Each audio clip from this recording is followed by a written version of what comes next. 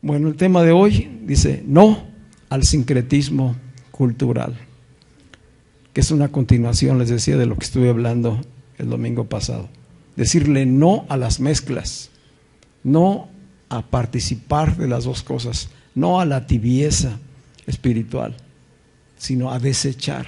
Hay que desechar todo aquello que no proviene de Dios, porque ahora estamos en el reino, ahora vivimos en el reino, tenemos una nueva cultura, somos nueva creación de parte de Dios. Hay una nueva forma de vivir a la que estamos llamados. La palabra sincretismo significa mezcla, mezcla de una cultura con una nueva cultura o con nuevas culturas. A esa mezcla se le llama sincretismo. De esa mezcla de una o varias culturas surge una nueva, y esa nueva provoca un estilo de vida. Por ver un ejemplo, nosotros los mexicanos somos resultados de un sincretismo que creo que todos lo tenemos claro, ¿verdad?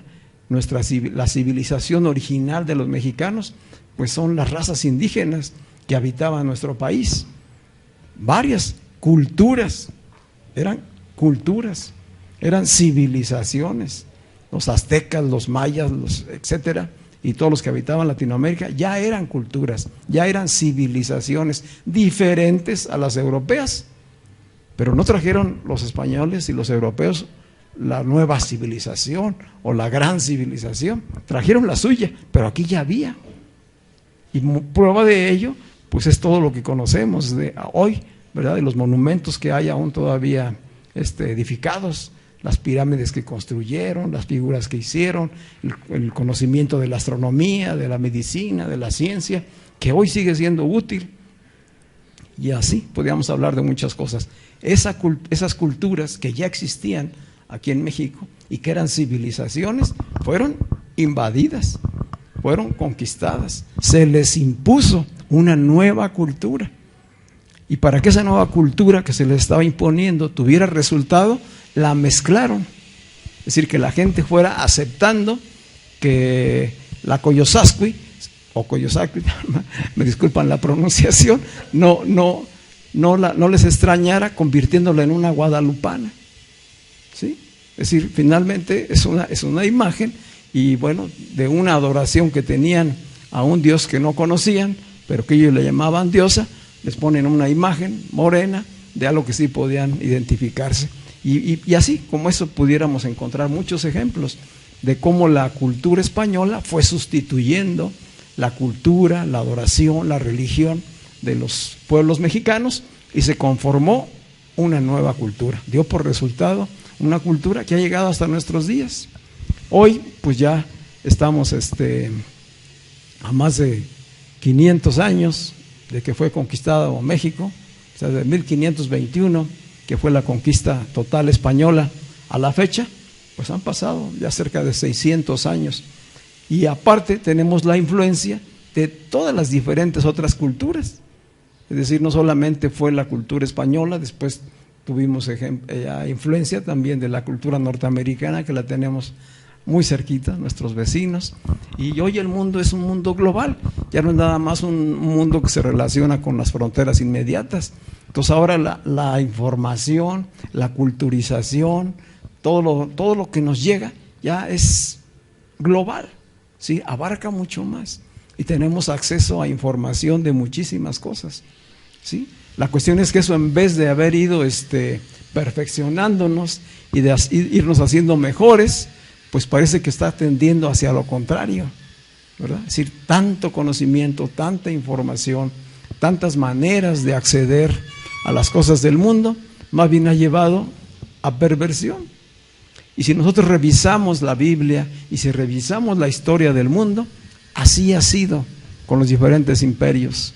Florecían, llegaban a un punto máximo, allí se corrompían, se pervertían y desaparecían, ¿sí?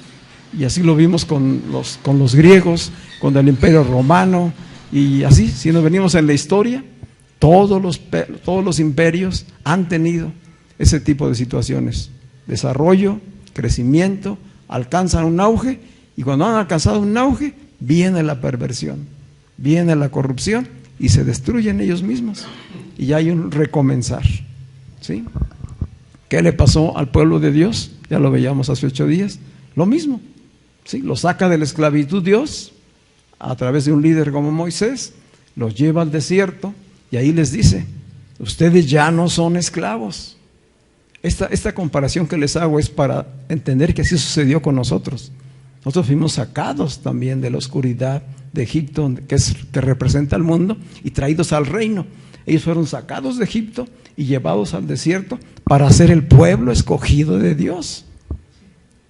Y lo primero es entender que ya no son esclavos, que ya son libres, que ya no están sujetos a todas las autoridades y creencias que tenían en Egipto, que ahora tienen un solo Dios, y que ese Dios tiene maneras de cómo relacionarse con nosotros, y que por gracia los ha escogido. Dijo: no te escogí por ser el mejor, te escogí por ser el más vil de los pueblos. Yo te escogí, yo te estoy dando el valor, yo te voy a formar, a educar, a que tengas una mentalidad diferente. Esta es mi ley, estos son mis mandamientos, así es como yo quiero que me adores, así es como quiero que me conozcas, así es como quiero que te conduzcas, porque te voy a llevar a la tierra que le prometí a Abraham. Esa tierra que le prometí a él, aquí está allá cerca, tú la vas a tomar, pero no te vas a mezclar con todos los pueblos que están allí, porque esos son pueblos paganos, que yo los extermino precisamente por sus prácticas idolátricas y pervertidas. Los estoy quitando de allí, y todo lo que ellos tienen te lo voy a dar a ti, pero tú tienes que ir preparado, con una mentalidad de conquistador, de escogido de Dios, y tomar el control de lo que vas a ver ahí y no mezclarte con ellos. No lo alcanzaron. Sí, cuando Dios le da toda esta visión al pueblo de Israel que había sido esclavo, pues era para que les empezara a caer el 20, ¿verdad? Es decir, pasamos 430 años de esclavos. Hoy estamos en el desierto, pero no nos vamos a quedar en el desierto. A unas semanas está la tierra prometida, y la vamos a tomar porque ya Dios nos la dio. Y en cuanto Moisés se va a hablar con Dios para que le dé los mandamientos, ¿qué hicieron? Inmediatamente hicieron un becerro de oro. ¿Dónde aprendieron eso? En Egipto. Ellos salieron de Egipto, pero Egipto no salió de sus cabezas, no salió de su corazón. Seguían allá en Egipto. Y dijeron: este es tu Dios. Fíjense, este es tu Dios, el que ellos forjaron con sus manos de oro. Dijeron: este es tu Dios, el que te sacó de Egipto. Una blasfemia inmediatamente. ¿Y qué hicieron con ese becerro? Adorarlo como se adoraba en Egipto, ¿sí? Ofrecerle sacrificios, ofrecerle ofrendas y destramparse, porque siempre a ese tipo de adoraciones estuvo relacionado el libertinaje sexual. Se pervirtieron, y inmediatamente vino el juicio de parte de Dios. Y no una vez, hasta que finalmente se murieron en el desierto y no entraron. Salieron de Egipto, vinieron al reino de Dios, y no lo pudieron conquistar, no lo tomaron, nunca lo vivieron. Siguieron pensando como esclavos, pese a todo lo que habían recibido. Yo creo que ustedes tienen memoria de todo lo que recibieron, de todas las señales, de toda la provisión de Dios, desde que salieron y mientras estuvieron en el desierto. Nunca les faltó calzado, nunca les faltó ropa, nunca les faltó carne, nunca les faltó pan, nunca les faltó agua, etcétera. Todo Dios se los proveyó, pero no cambió la mentalidad de esclavo. ¿Qué nos dice eso a nosotros? Que así es el ser humano, y que lo mismo pasa hoy con los hijos de Dios que salen de la esclavitud del mundo para venir al reino. Y que si no hay un entendimiento del reino, si no hay una revelación de la palabra, si no hay un conocimiento de la palabra dada por Dios, puede suceder lo mismo, que siendo hijos se siga viviendo como esclavo y que no se alcance todas las bendiciones que ya tenemos en Cristo. ¿Cómo se alcanzan todas esas bendiciones? Por medio de la fe, pero la fe en su palabra. No la fe en ciertas personas, no la fe en ciertos lugares, no la fe en rituales, en su palabra. Entonces, ¿cómo voy a tener fe en su palabra? Pues solamente conociendo la palabra, que esa palabra esté en mí, que forme parte de mi mente, de mi corazón. Ya no está como en los tiempos de Israel. Dios se las dio en tablas de piedra, allá afuera. A nosotros nos lo ha dado en el Espíritu.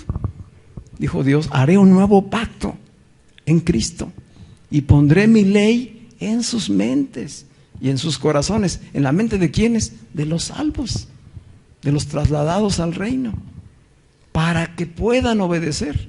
Es decir, Dios nos facilita todas las cosas en su gracia, en su amor y misericordia, y nos potencializa. Pero ¿qué sucede?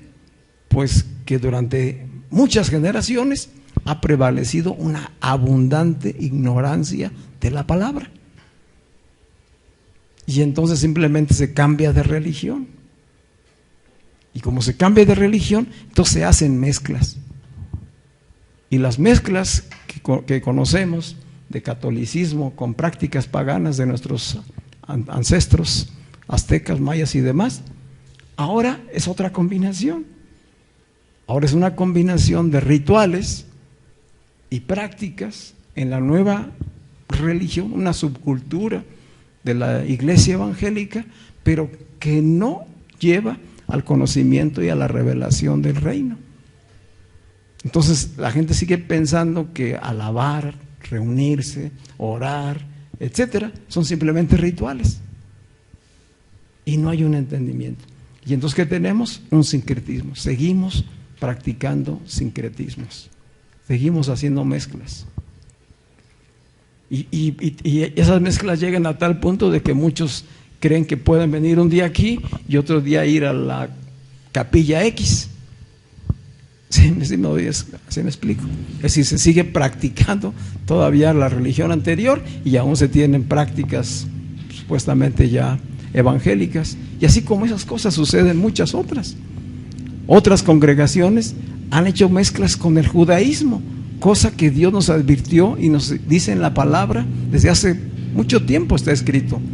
Pablo batalló mucho con eso, ¿sí? Y los diferentes escritores del Nuevo Testamento, de decir, no mezclen las costumbres y tradiciones judías con la vida en Cristo.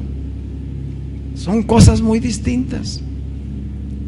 Pero los judíos decían, como los primeros creyentes de la iglesia cristiana, de la iglesia de Cristo, eran judíos, creían que todos los convertidos tenían que practicar primero el judaísmo, que tenían que circuncidarse, que tenían que hacer las prácticas de limpieza, de purificación, que tenían que practicar los rituales de ofrendas, de sacrificios. Y entonces querían obligar a los nuevos creyentes, que no eran de origen judío, sino de origen gentil, a que hicieran lo mismo. Y entonces Pablo y los escritores del Nuevo Testamento fueron insistentes en, no hagan eso. Están haciendo a un lado el sacrificio de Cristo si nuevamente se circuncidan. ¿Cómo van a ir a practicar la ley de Moisés cuando ya Cristo los hizo libres? Estén firmes en la libertad. ¿Libertad de qué? De todas las prácticas religiosas y de la esclavitud del mundo. Estén firmes en la libertad que ya Cristo les ha dado y no estén otra vez sujetos a las cosas de la esclavitud. Ese es un mensaje constante. Sin embargo, se sigue viendo a través de la historia cómo se seguían haciendo estas mezclas. Y hoy en día, si ustedes ven, hay muchas congregaciones, muchas, que han traído nuevamente las prácticas judías dentro de la iglesia de Cristo. ¿Cómo lo hacen? A través de los cantos, de las danzas, de los rituales, de los símbolos. de los inciensos, de los usos del agua, etcétera. Todas esas cosas ya no tienen parte en la iglesia de Cristo. El shofar. No sé cuántos se dieron cuenta de que como el día 13 de junio hubo una marcha aquí en Morelia de cristianos, entre comillas, y fue una marcha muy concurrida. Pude ver yo algunos de los videos de la participación que hubo la gente, y lo que iba al frente de todo el grupo eran los shofar, por eso me acordé ahorita.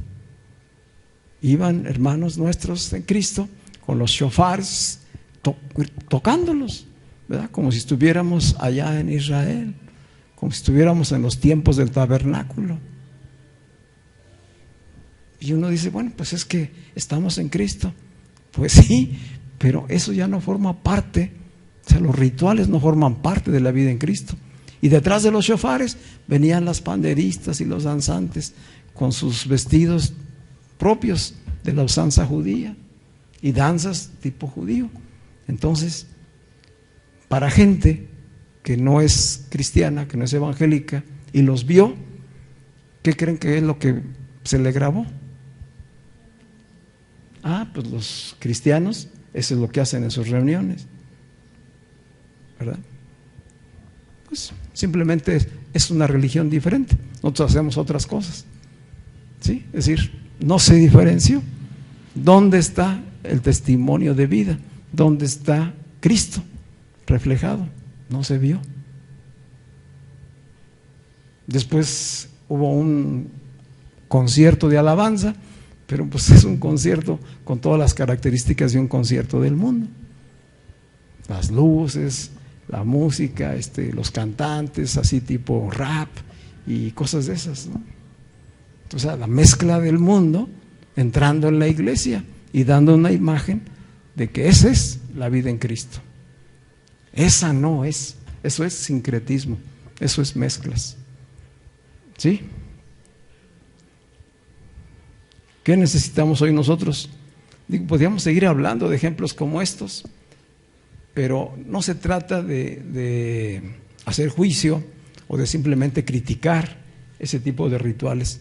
Lo que estoy buscando en nosotros como cuerpo de Cristo es la advertencia, el formar nuestro criterio con la verdad y que nosotros sepamos, cada uno de nosotros, seleccionar, identificar para saber qué es correcto, qué es bíblico, qué está en el nuevo pacto y qué cosas están totalmente fuera. Y afirmarnos en que no estamos en una nueva religión, estamos en el reino, estamos en el reino en Cristo.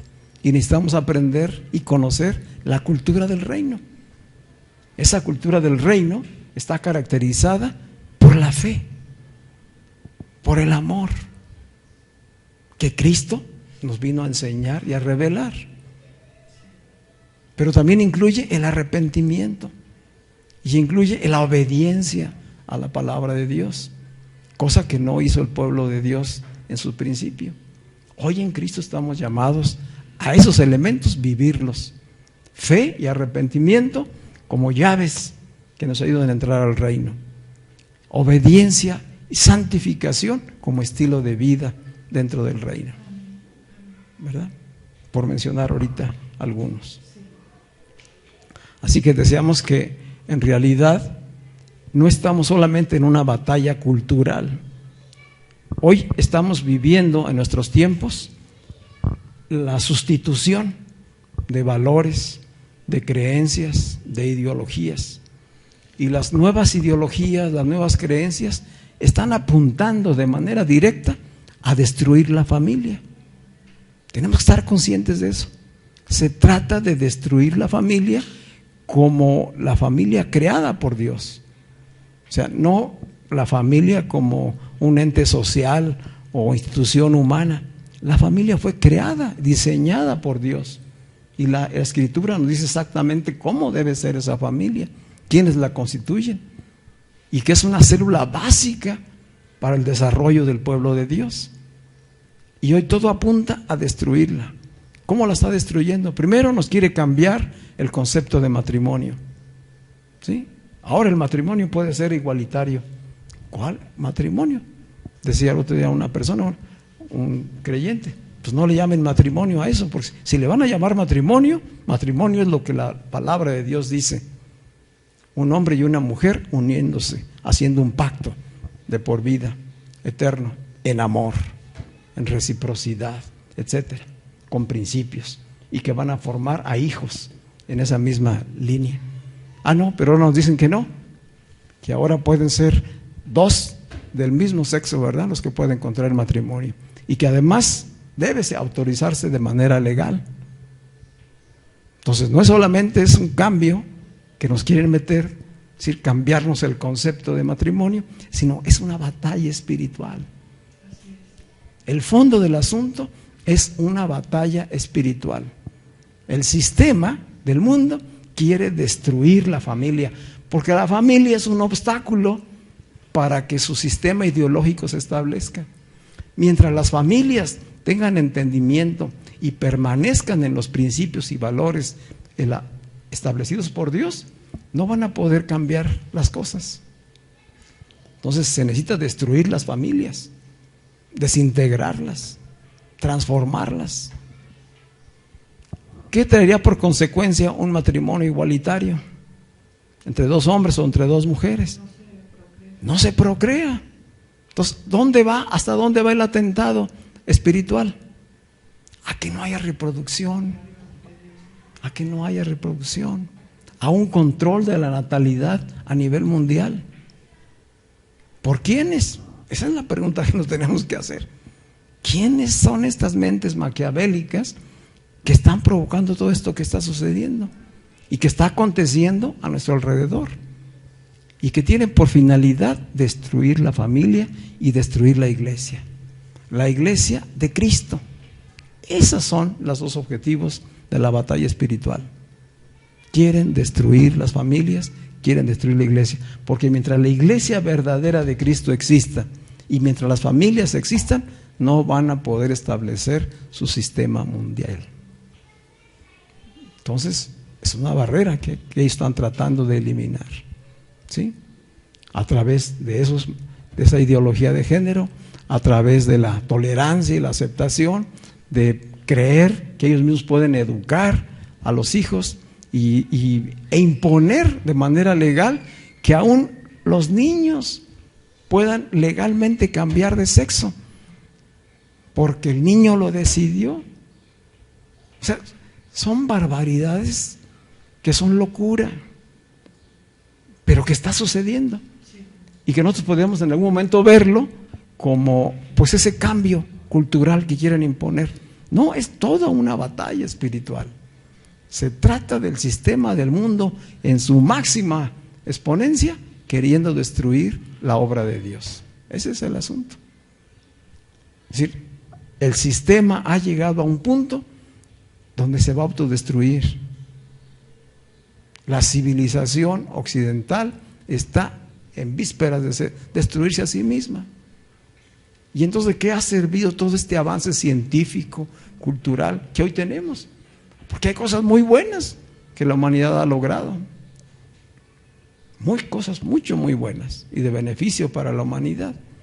Pero está al otro lado, el lado oscuro, que esclaviza, que somete, que destruye, que quiere acabar con la vida.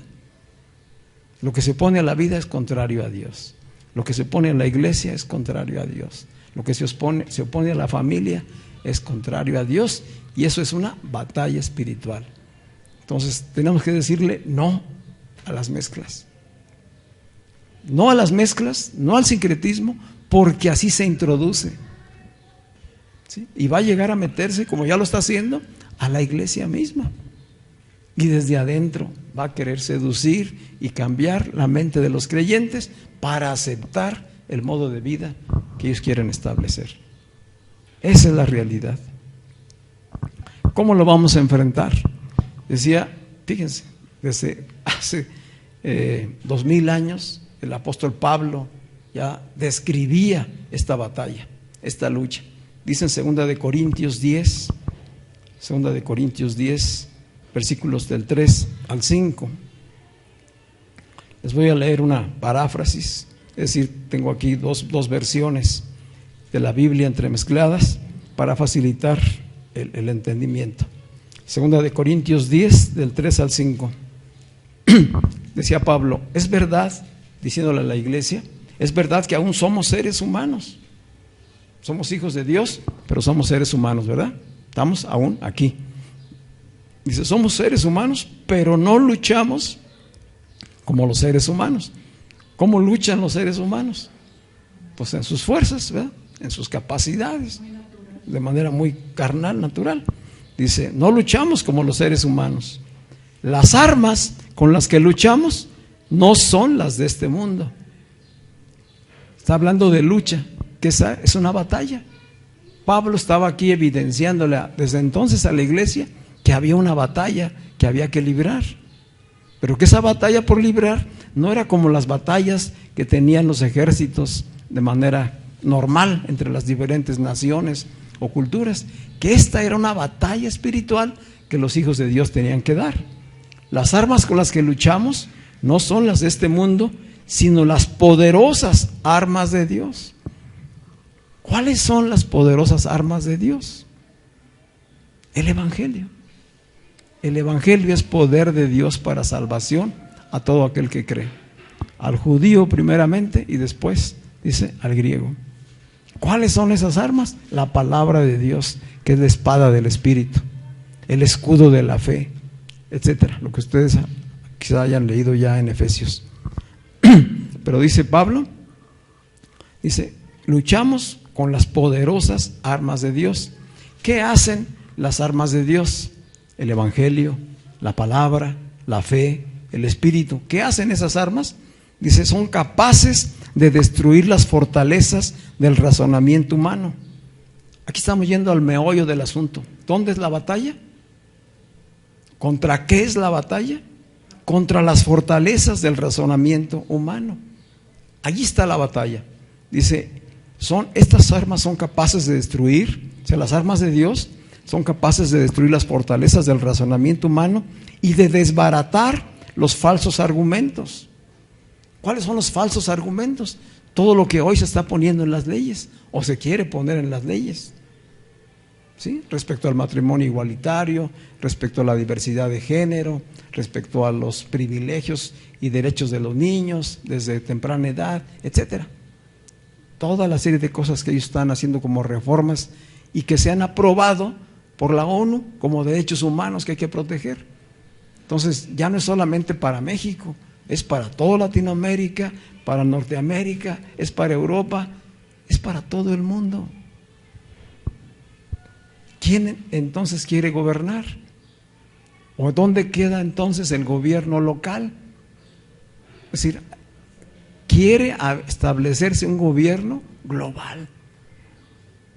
La Biblia nos habla de eso. O sea, estamos viviendo los tiempos que la Biblia ya había profetizado y anunciado, que llegaría un momento en que se va a establecer un gobierno mundial dominado por dos entes, ¿verdad? ¿Se acuerdan? ¿O alguien ha leído Apocalipsis o escuchado algo de eso? Es decir, el mundo y el sistema, sin estar consciente, se está acercando a lo que ya la Biblia había profetizado desde hace miles de años. Ese gobierno mundial, que puede ser la ONU o puede ser cualquier otro, quiere establecer una cultura para todo el mundo, para todas las naciones, que se borren las fronteras, que se quite la soberanía de las naciones, que se quite la identidad nacional y que exista solamente una, y que esa sea la que le dé la libertad a todos los individuos. ¿La libertad o la esclavitud? Son preguntas que nos tenemos que hacer. Y dice Pablo que la palabra de Dios, las armas de Dios, quitan las fortalezas. ¿Dónde están las fortalezas? Aquí, en nuestras mentes.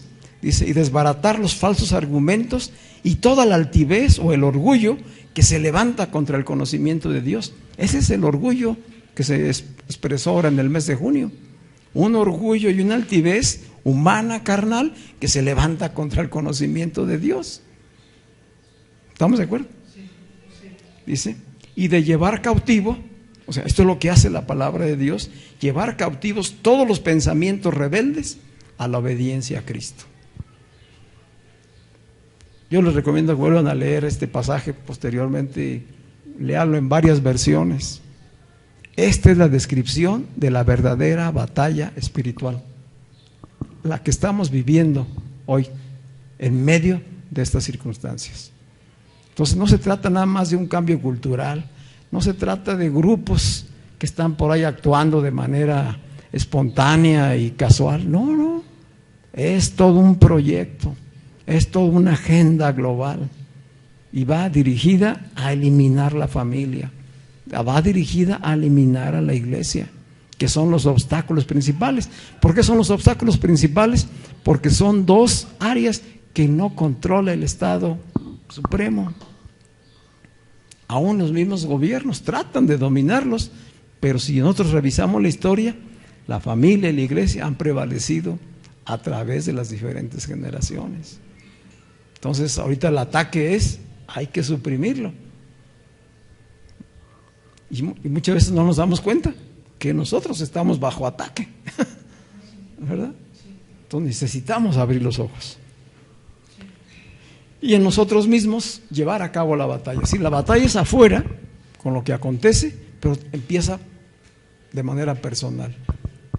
En la medida en que yo no tengo entendimiento de esta batalla espiritual y sigo practicando o mezclando prácticas sin entendimiento, pues ya estoy participando de todo eso.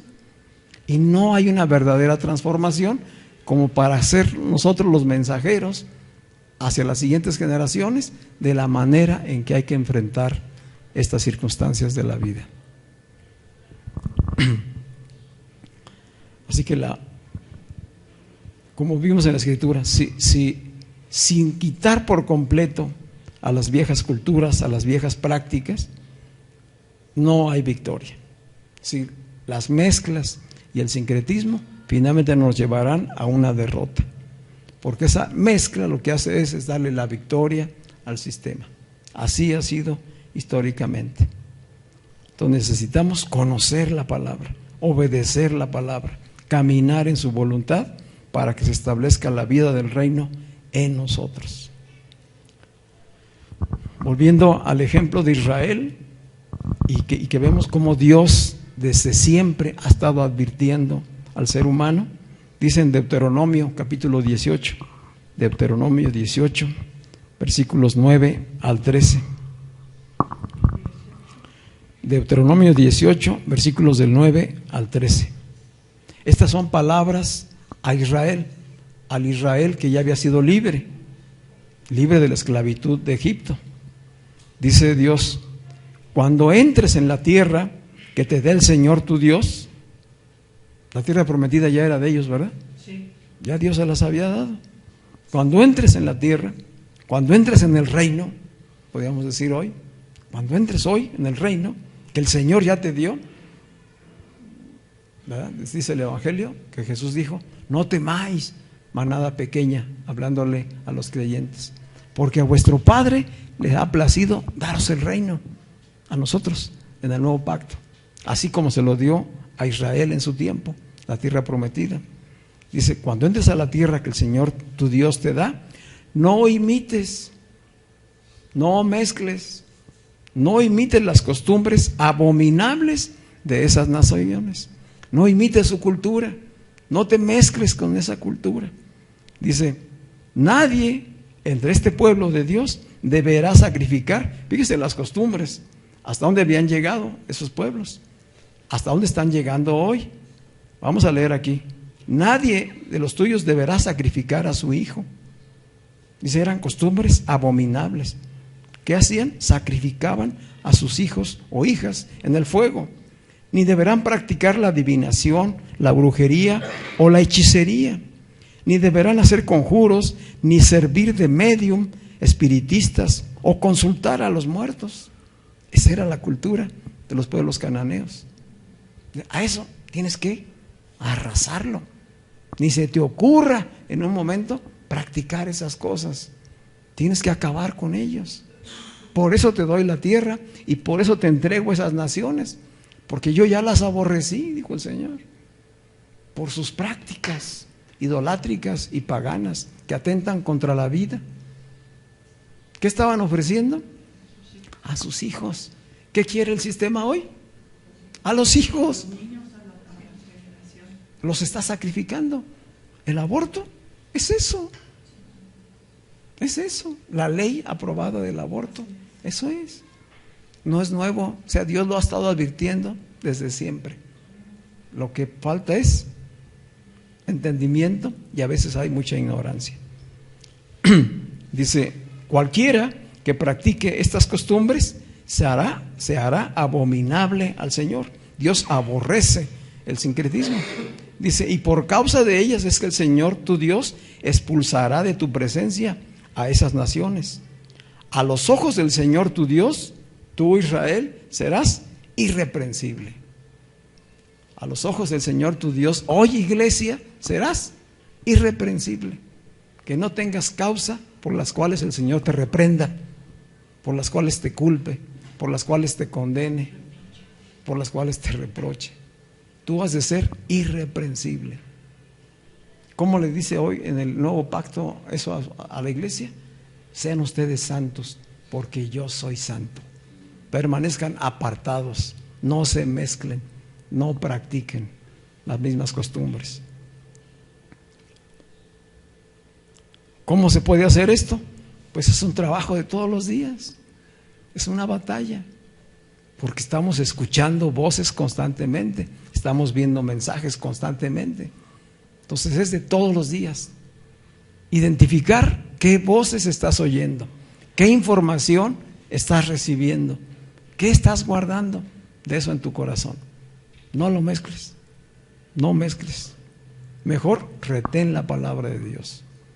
Retén sus principios, retén sus valores, detén las verdades reveladas. Conoce más al Señor tu Dios, conoce más a tu Salvador, conoce más del reino de Dios y vívelo. Y rechaza toda situación del mundo. Dios fue insistente con esto, muy insistente con ellos. ¿Y qué hicieron ellos? Fallaron. Porque en verdad, dice la Escritura, el espíritu está dispuesto, pero la carne es débil. En cuanto le abres poquito la puerta a la carne, quedó atrincado, constreñido el espíritu. ¿Sí? Y nos da ejemplos. El mismo rey David, un hombre de Dios, conforme al corazón de Dios, lo padeció. ¿Sí? Dios escogió a David, finalmente David se estableció en el trono como rey, el rey escogido de Dios en Israel, con un reino precioso que le fue entregado, que fue conquistado. Y antes de terminar la conquista, en un día, David decidió no ir a la guerra. Había batalla, era su responsabilidad como general de los ejércitos de Dios estar allá en la batalla. Y él dijo, hoy me doy descanso. ¿Sí? Este domingo no voy. Hoy voy a hacer otras cosas. Tengo necesidad de estar en otro lugar. Y David se quedó en la casa. Y dice que por la tarde salió a su terraza y empezó a observar. Tú puedes ver eso ahí en 2 de Samuel capítulo 11. No lo voy a leer ahorita por cuestión del tiempo. 2 de Samuel 11. Dice, David salió a su terraza y allá a lo lejos, en una casa, vio a Betsabé que se estaba bañando. Y pudo él haberla visto y voltear la mirada y seguir observando su reino, ¿verdad? Pero no, Betsabé era muy atractiva. Y entonces empezó a poner los ojos en ella. Como Eva, cuando se le mostró el fruto. ¿Sí? Lo vio, lo deseó y lo tomó y se lo comió. ¿Qué hizo David? Lo mismo. Dijo, tráiganme a aquella mujer. ¿Quién es ella? Pues es Betsabé, la esposa de Urías. No le hace que sea la esposa de Urías, tráiganmela. Y ella fue obediente. ¿Por qué? Pues porque era el rey quien la mandaba a llamar. ¿Y qué hizo? La tomó como Eva al fruto, ¿sí? Y engendró un hijo con ella.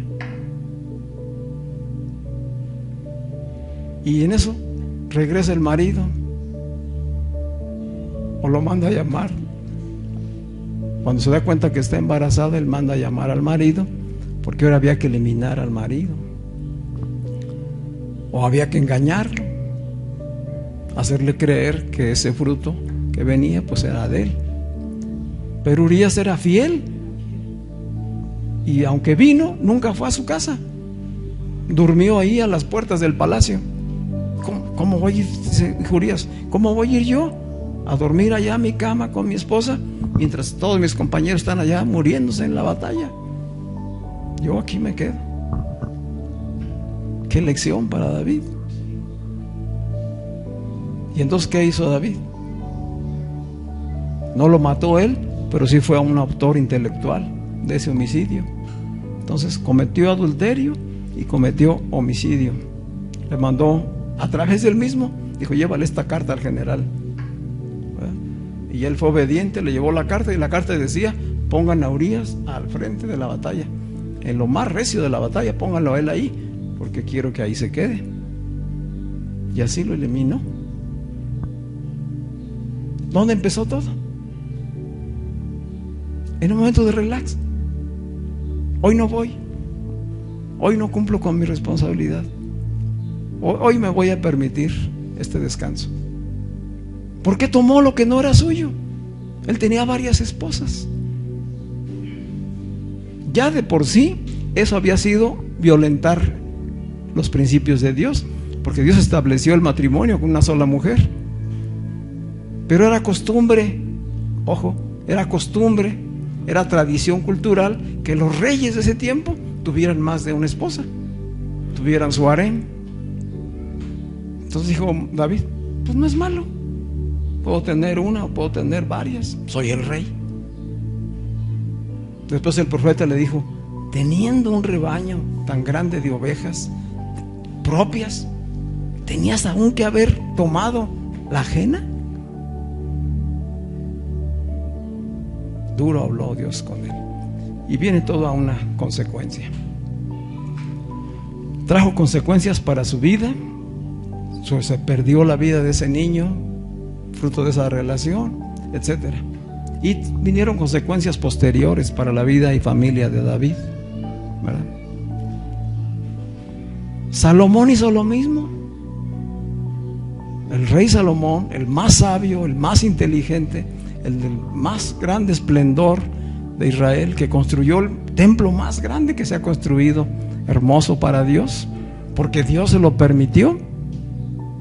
¿Qué hizo? Pues fue condescendiente con sus deseos. En principio, para hacer una alianza, se casó con una egipcia. Su primera esposa fue una egipcia. Por hacer alianza con el rey de Egipto, fue y se casó con una hija de él.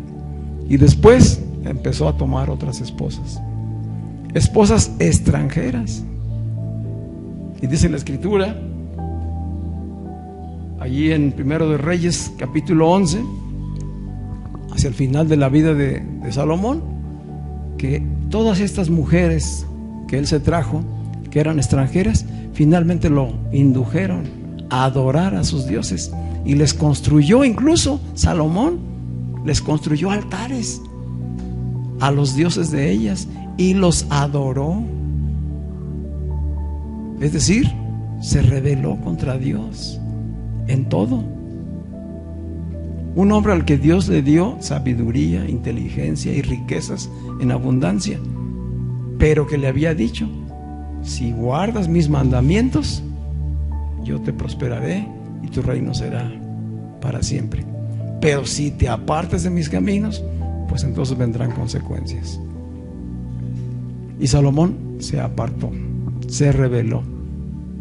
Pero si te fijas, es la misma, en otras circunstancias, pero es el mismo pecado, ¿sí? La desviación, la inmoralidad sexual, llevándolo a una autocomplacencia para finalmente llegar a la idolatría. Y esa idolatría totalmente rebeldía contra Dios. ¿Qué sucedió después de eso? Dios trajo juicio sobre Salomón y el reino fue dividido. De las 12 tribus que constituían el reino, se hicieron 2 reinos. Dijo Dios, te voy a dejar una tribu a ti, a tu hijo, pero las otras 2 van a pertenecer a otra persona que ni siquiera aparecía en el linaje de los reyes. ¿Qué hicieron los de las tribus del norte? Seguir practicando la idolatría y el paganismo, y se siguieron mezclando con otras naciones. Es decir, lo que empezó por poco contaminó a todo el pueblo finalmente. Dios les advirtió muchas veces: límpiense, purifíquense, saquen todo eso de la cultura pagana de sus vidas y vuélvanse a mí. No lo hicieron. Y ustedes pueden leer a los profetas como el mensaje es constante. Como no se volvieron a Dios, entonces Dios les envió juicio. Y vinieron los ejércitos de Asiria, los ejércitos de Babilonia, y destruyeron las ciudades de Israel. Acabaron con todo y se llevaron al pueblo cautivo. Los hicieron nuevamente esclavos. Habían salido de Egipto, estaban en la tierra prometida y terminaron de esclavos. 70 años más de esclavitud. ¿Qué nos dice todo eso? Podemos salir de Egipto, pero si no desterramos todas las costumbres de la cultura anterior, seguiremos con Egipto en el corazón. No al sincretismo, no a las mezclas. Busquemos la verdad, caminemos conforme a la verdad. Si ya Dios nos rescató del mundo y del sistema religioso, ahora hay que caminar en la verdad. Y la verdad es que hay un solo Dios verdadero, que hay un solo mediador entre Dios y los hombres, Jesucristo, y que solamente a través del nombre de Cristo podemos ser salvos, y que por su gracia y misericordia hoy estamos en el reino de Dios. Entonces, si somos hijos de Dios y estamos en el reino de Dios, vivamos como hijos de Dios. Y ya no alcancé a más. Dice Gálatas, le decía Pablo después a los Gálatas, un principio que hoy tenemos que vivir nosotros, en lo individual y como iglesia. Gálatas 5:16 dice: andad en el Espíritu. ¿Cómo podemos andar en el Espíritu? Pues solamente teniendo el Espíritu de Dios en nosotros.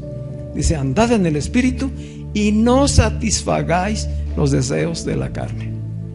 Andad en el Espíritu y no seas condescendiente. No quieras satisfacer los deseos de la carne. No mezcles. No seamos ligeros.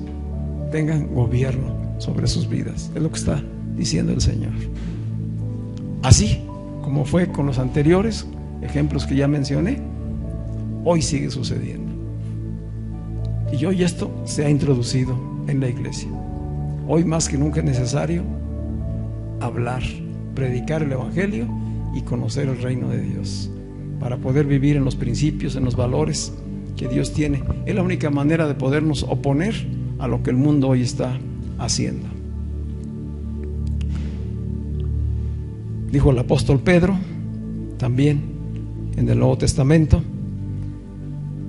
hablando a los hijos de Dios, primera de Pedro capítulo 1 versículos 14 al 16, dijo: como hijos obedientes, dice Pedro, no se conformen a los deseos que antes tenían, estando en vuestra ignorancia, sino como aquel que os llamó es santo, sed también vosotros santos en toda vuestra manera de vivir, porque escrito está: sed santos, porque yo soy santo.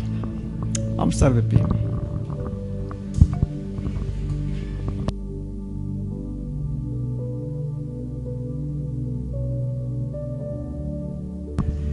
Y a lo mejor diríamos: pues eso de sed santo es dificilísimo. Pero quiero decirte que la obra la hace Dios. O sea, Dios en el nuevo pacto nos ha dado todas las facilidades por medio de la fe. Si estuviéramos en el Antiguo Testamento sería imposible que llegáramos a ser santos. Ya está demostrado que ni aún los más destacados como David o Salomón lo lograron. ¿Cómo es que nosotros podemos lograrlo hoy? En Cristo. Sean santos porque yo soy santo. Y el santo habita en nosotros por la fe, por el Espíritu. Él es el que nos santifica, no nuestras obras, no nuestras capacidades. Es el Espíritu mismo quien hace la obra. ¿Qué tenemos que hacer? Recurrir al Espíritu, preguntarle a Él cada día preguntarle a Él, al que mora en ti: ¿quién soy yo? Yo soy un hijo de Dios, una hija de Dios. Tu Espíritu vive en mí. Tu ley es un deleite para mí porque tú la pusiste en mi corazón. Ayúdame a hacer tu voluntad. Ayúdame a hacer tu perfecta voluntad hoy y mañana y cada día. Que no tenga que andar preguntando allá afuera si es bueno o es malo, sino que en mí esté la sabiduría para decir: esto no, porque no es del reino. Esto sí, porque edifica mi vida y edifica la vida de los demás, ¿verdad? Ese es el ejercicio, y es un ejercicio de todos los días. Como cuando llegamos al médico después de haber tenido una vida no muy ordenada en nuestra alimentación, y te dice: señor, señora, a partir de hoy esto y esto y esto y esto no. Ahora vamos a tener que comer esto, esto y esto. Tienes la instrucción, pero ¿de quién es la decisión? Tú decides, ¿verdad? Hay muchos que, a pesar de que les dieron la instrucción, siguen haciéndolo. Bueno, hoy unos taquitos, que acabo pues es una vez a la semana, ¿verdad? Y bueno, y una coquita, que sea light, por favor. Sí, y así empezamos a decir, vamos siendo condescendientes. Así es en las cosas del Espíritu. Una vez le abres poquito y por ahí se puede deslizar. Entonces, la sabiduría de Dios está en su palabra. El poder para cumplir con su palabra y mantenernos en su santificación está en el Espíritu. Entonces, tenemos la palabra y tenemos el Espíritu. Estamos armados, potencializados para cumplir su voluntad. Amén. ¿Podemos decirle a esto? No. No voy a escuchar esto. No voy a hablar de esto. No voy a condescender con esto. No voy a actuar en esto. Eso va conformando mi carácter, el carácter del reino en nosotros. Amén. Padre, gracias por tu palabra, Señor, porque tu palabra es la verdad y hoy está revelada y bendecida para edificar nuestras vidas, Señor. Padre, gracias por traernos a tu reino, Señor, y por mostrarnos tu palabra. Quita toda ignorancia, Señor. Quita toda resistencia a permitir que tu palabra limpie, purifique nuestras almas, renueve nuestros pensamientos, Señor. Padre, queremos derribar de nuestras mentes toda fortaleza que se levante contra el conocimiento de Dios. Queremos, Señor, quitar todo argumento, falsos argumentos que nos impiden confiar plenamente en ti, Señor.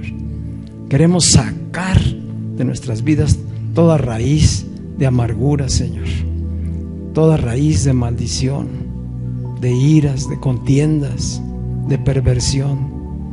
Sacar todo eso de raíz de nuestros corazones, Señor. Que tu Espíritu reine en nuestras vidas es nuestro deseo, Señor. Y por eso podemos decir: Señor, hágase tu voluntad en mi vida. Cúmplase tu propósito en mí, Señor, y en cada uno de nosotros. Y ayúdanos, Padre, como cuerpo, como iglesia, estarnos animándonos unos a otros, Señor, edificándonos unos a otros, sosteniéndonos en medio de estas circunstancias, Señor. Padre, que todos estemos unidos, unánimes, Señor, orando por las familias, orando por los hijos jóvenes, los niños, Señor. Que podamos presentar un frente unido, un frente fortalecido, como una muralla, Señor, en contra del sistema del mundo. Hombres y mujeres entendidos de los tiempos es lo que hoy pedimos que hagas en nosotros, Señor. Seamos hombres y mujeres entendidos de este tiempo y participemos conforme a la tarea que hoy nos compete realizar, Señor. Padre, derrama de tu sabiduría, de tu unción en cada uno de nosotros, Señor. Abre nuestros ojos espirituales para poder identificar, para poder ver detrás de las circunstancias, y que podamos, Señor, sostenernos en la fe y en tu palabra. Es hoy nuestra oración, Señor, y te doy gracias, Señor, por este grupo de hermanos, hermanas que tú has apartado, que tú has seleccionado, que has elegido, Señor, para este tiempo. Son valiosos cada una, Señor, y sabemos que esto ha de trascender a las nuevas generaciones. Padre, queremos que se multiplique el mensaje del Evangelio del Reino, Señor, y que podamos bendecir, edificar las vidas de muchos más, Señor.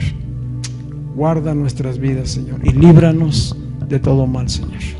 Guárdanos y líbranos del mal, Señor. En ti confiamos, Señor, sabiendo que tú eres nuestro proveedor, tú eres nuestro sanador, tú eres nuestro libertador, Señor. Gracias te damos por tu obra en nosotros, en el nombre de Jesús. Amén y amén.